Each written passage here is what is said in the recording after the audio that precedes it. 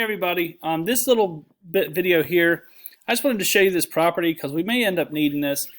If you'll remember back to the notes we just did and the problems we worked on, we tested our inverses by putting a number into F, sending it to the range, and then putting it in, that answer into F inverse. And we said that's a way you can kind of get a feel for if it's working or not, and I said that wouldn't be proof. And it's not. It just shows that one thing did work. It doesn't show they all work. So here's a way that you can get around that if someone asks you to prove this. The property of inverse functions here looks really complicated. I'm going to show you how to do it. It's not really, but let me read through this thing. It says, let f be a one-to-one function with domain A and range B. Okay, so we know what that means now. The inverse function, f inverse, satisfies the following cancellation properties. Now this is a composite. Okay, that's what this is. They could have used a little circle and said f composite, or this is f inverse composite f.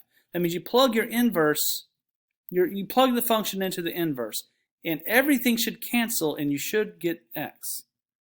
All right, and this one says plug the inverse into f, the composite, and you should get x. If that doesn't happen, it's not the inverse. You've messed up. Conversely, any function f inverse satisfying these conditions of inverse of f. What that means is f inverse is the inverse of f, and f's the inverse of f inverse. They're inverses of each other. Okay, so here's a problem that comes up when they ask you to work with something like this. And I picked an easy example because I didn't want the algebra to get insane and get messy and lose the point of the exercise here. And they can get messy. This part can get messy. Verifying that two functions are inverses. That's the topic here, and this is example 5. It says, show that f of x is 3x minus 2 and g of x is x plus 2 over 3 are inverses of each other. Now, we know they are because we've done the problem. And I picked one that we had already done for a reason. But we're going to work this out together, and I'm going to show you how to do one of these. Now, they didn't use f inverse notation. They used g of x. I say they. I did. All right? So f of x and g of x, we know they're inverses of each other because we did the problem previously, and I think f and g will just keep the notation a little easier to look at. We're going to do this. We're going to do the composite, and we're going to use this rule, okay? All right, so let's do that real quick here. All right, so we're going to show that they're inverses of each other, and I'm going to write down my functions right quick. What do we have? F of x is 3x minus 2, and g of x was what? X plus 2 over 3. And here's what we have to do. We must show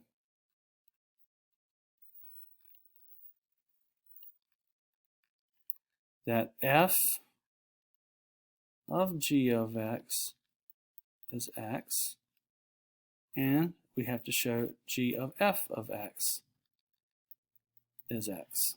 Okay, there's two things we need to do. Let's start with the top one. So f of g of x means we're going to plug this whole thing into that x right there.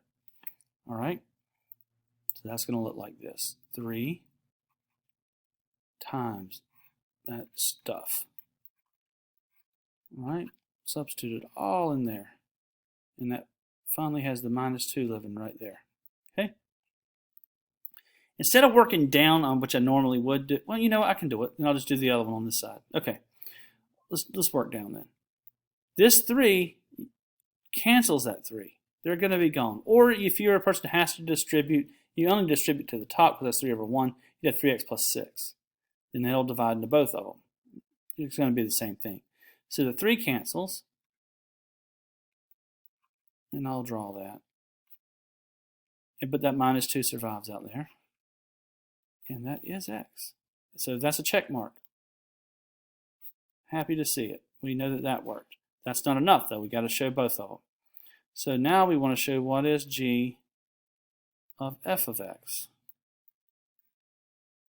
All right, so we want to plug, this time, this gets plugged into this. This one won't, I mean, don't be afraid of these fractions. They might look like they're going to become a mess, but this works right out, I do believe. 3x minus 2, 100 plus 2, right? I'm plugging it into that right there. All this is over 3. Well, last time I checked, negative 2 and 2 gives me a 0. So I got 3x over 3. And I believe that's x. Check mark. So that's not very neat and organized, but that is how it's done. I hope this was helpful for you. We may end up needing this, but that's not in your Delta Math. It may show up in SchoolNet, so be able to do one of these. All right, thanks for watching.